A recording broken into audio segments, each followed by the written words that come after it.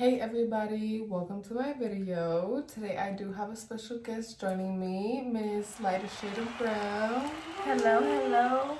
My name is Jezebel. You can follow me on all my social medias at lightershadeofbrown.co. Stay tuned for my podcast and any upcoming videos that I have. Today we are going to be starting a new series. It's going to be a spin-off of my Women Crush Wednesday. So let's get started.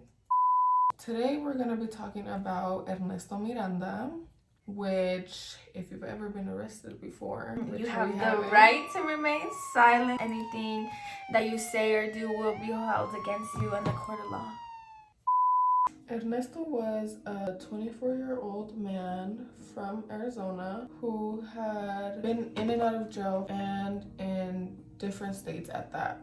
It started with burglary in the 9th grade, which resulted in him being in and out of the Arizona State Industrial School for Boys. After he was released, he moved to California. After a few months of living in California, he was arrested for an armed robbery and for some sex offenses. And then after 2.5 years of custody, he was already sent back to Arizona, and at that time 18. So if you think about it, if he had already been in and out of custody, he had to have been like 15, 14 when he, or maybe even younger when he got introduced to that lifestyle. After that, he was arrested in Texas for basically being homeless, which is kind of sad actually. He was arrested for not having a place to live or any money. I didn't even know that was a thing. Like, can you get arrested for being homeless? I don't know. I didn't know that was a thing either. He was also arrested in Nashville, Tennessee for a stolen car. And he actually went to federal prison for a year and a day because he crossed state lines with that stolen car. He served his time in Ohio and then was transferred over to California.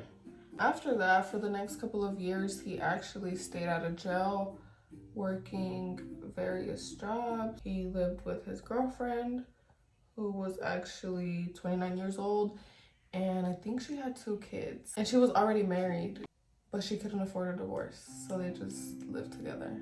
On March of 1963, an 18-year-old got snatched up from walking home from the bus stop that she just took from working a late night shift at the movie theater. When she got snatched up, her hands were tied and she was forced to lay down in the backseat of the car. After about 20 minutes on the road, she was raped right outside of her hometown, and she was robbed for all of her money. Afterwards, she was dropped off just a few blocks away from her house. Scariest thing as living as a girl, I feel, is getting snatched up.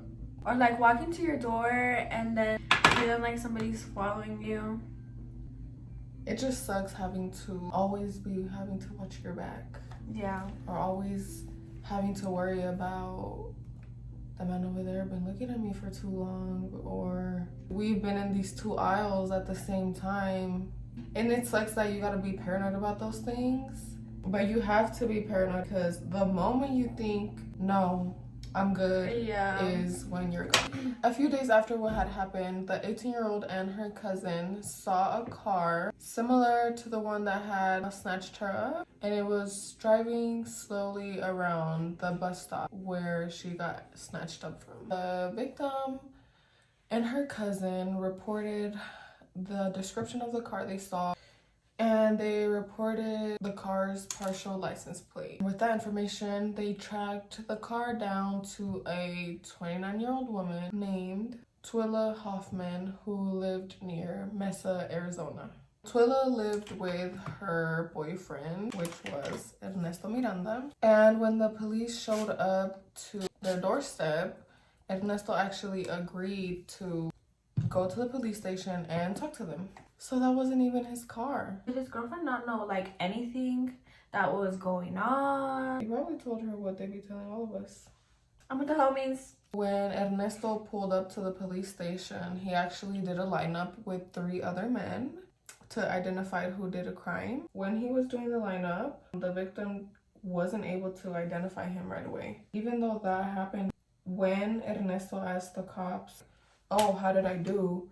The cop was like, well, not good. But they didn't know that it was him. They didn't know who it was.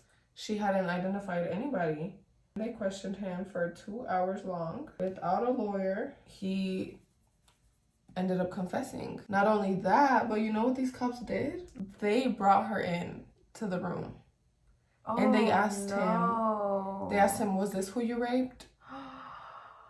Why would they put her in that situation though? Yeah. He said, yeah, that is who I raped. The cops had him write down his confession, and the paper that they had him write his confession in actually said at the very top, this confession was made with full knowledge of my legal rights, understanding any statement I make may be used against me. After that, he was convicted of rape, kidnap, and stealing from the girl. For his case, the only evidence they used was his written confession. Because of this, Ernesto's lawyers were actually like, wait a minute, did Ernesto know all of his rights? Did he actually make this statement voluntarily? In April of 1965, the court actually ruled that his confession was legit and it was given voluntarily. A few lawyers got together and they took it to the Supreme Court to fight and say that even though Ernesto wrote a confession saying he knew his rights, he actually wasn't really aware that he had the right to a lawyer and the right to stay quiet and not self-incriminate. The Supreme Court did rule that Ernesto's confession could not be used against him and it wasn't valid. He's the reason why we have our Miranda rights now. It was actually named after him. After this is when the cops actually had to recite that when arresting you. And they started giving out little index cards with the saying so that you can know what everything you had to say. Yeah. All right, everyone, that's all we have for today. If you watched this far, thank you so much for watching.